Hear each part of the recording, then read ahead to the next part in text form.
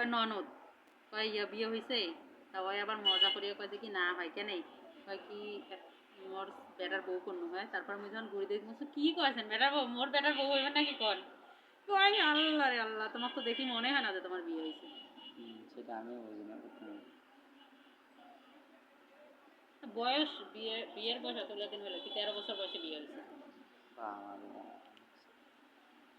সব বাবা মার, আমার একটু মত ছিল না বিয়ে করার।